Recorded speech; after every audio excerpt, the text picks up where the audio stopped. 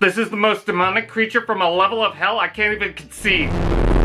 Can we keep it? I'll trade you my Blockbuster card. Don't confuse him with the original. Predacon Megatron was the commander of his team after they crash-landed on Earth. After so many battles in the Beast Wars, they evolved their teams and themselves, notably with their Transmetal and Transmetal sequel forms. Not only was Megatron a dinosaur featured in the War for Cybertron Kingdom line, but in Season 3 of the show, Megatron was properly cooked and had completely changed. So they recreated him in Legacy. This is the Evolution repack, but it's just a continued release. Megatron enters the dragon and oh boy does he ever. His fiery red and gold makes him feel superior with potential rage you don't want to be on the receiving side of.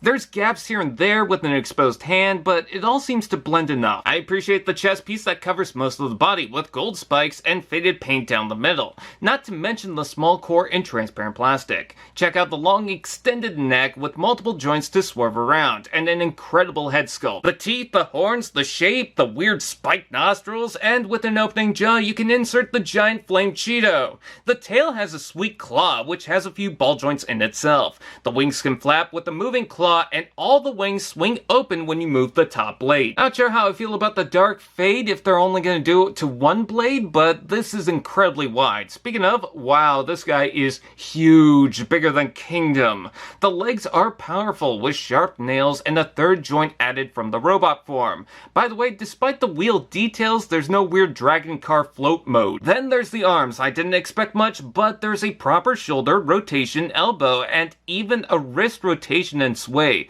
So glad there's so much you can do. You can spot some scaly details, especially on the back, and this is very useful if Tarantulas is playing dirty. This is one incredible looking beast. I love dragons as is, but there's something terrifying about him. Some Megatrons don't always look intimidating, but this is something else. It's kind of hard to believe it's meant to be a transforming figure. Robot mode.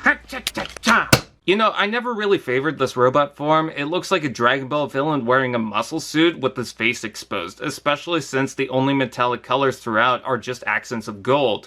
But no, here I get it. He's a solid looking action figure. He just screams a burning dominance over his subjects. The only thing he's missing is a powdered wig and gavel. It's so beastie with a humanoid silhouette, still using beast parts to their natural advantage. So much that the arm looks out of place and too basic. I don't like the dragon belly form and the thick cheeks, but the new chest is nice, opting out for a purple fade, much larger core, and the actual beast claws on the side. If you want, the wings can expand, and if you're not on his side, pray for mercy. The legs are weird. They have various details that don't match the other side, like the gold spike, but it gets the shape across enough that they don't feel out of place. I noticed some copies have more purple in the chest. You know what they say about big feet?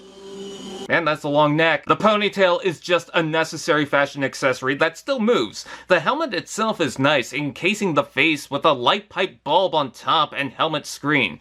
But what's with the snarl and sharp teeth? I get he's a monster, but he should still look like Megatron. Did someone say articulation? Head rotation, shoulders out and in for in the back. Dragon neck has ball joints, hinge, and jaw, while this arm has a rotation and double elbow. Waist rotation, hips out and in for in the back, rotation below knee bend, foot forward, back and tilt. Most of the joints seem good, and there's more with the ponytail and wings. I dig the ratchet waist and hips, especially since the Kingdom Megatron had an issue falling over so much. Let's take a look at the accessory. He includes a Cheeto fire effect with the 5mm port on the back. Not only can this plug in the dragon mouth, but he can hold it like a club of fire. You know, it's an animated Dinobot thing. There's also portholes in the feet, and I don't know if I preferred this over the original design, but at least I have more fun with this over the Kingdom toy. He's also very dense with the little gaps, so you can feel the leader price tag. Transmetal 2 Not So Galvatron is such a surprise. I actually didn't think much of it since I gravitate more to the original Barney the Unfriendly Dinosaur form, but the Dragon mode is a blast to own. It's big, ridiculous, and incredibly enjoyable as a monster. The Robot mode only has a few quirks, one being the belly hanging off the back, but that's not nearly enough of an issue to change my mind.